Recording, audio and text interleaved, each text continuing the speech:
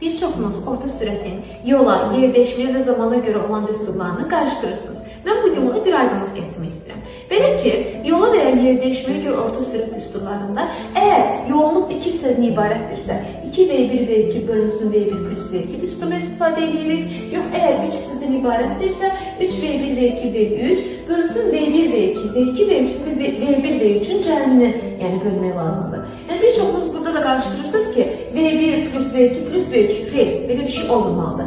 Bir də belə qayda kimi deyim sizə, taktika kimi deyim, yadınızda qalsın. 1 ilə 2, 2 ilə 3, 1 ilə 3. Yəni hərəsi digərindən bir dəfə toqquşmalıdır sanki. Yəni belə yaxda saxlaya bilərsiniz.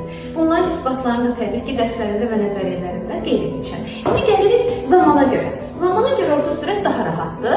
Sadəcə cəmləyib sayına bölürsünüz. Yəni 2 hissədən ibarətdirsə, v1 v2-nin cəmi böl 2, 3 hissədən ibarətdirsə, v2 v3 və v2-nin cəminin 3 olan nisbətidir. Bir də burada sizə bir taktika vermək istəyirəm.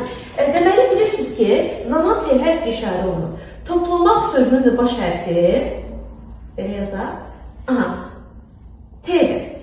O zaman, zamana görə orta sürət dedikdə mütləq ki, toplayıb sayına bölməlisiniz. Yəni, bunu da belə bu şəkildə yadda saxlaya bilərsiniz. Onda geriyə yer dəyişmək üçün həmin bu ifadələri qalmış olur.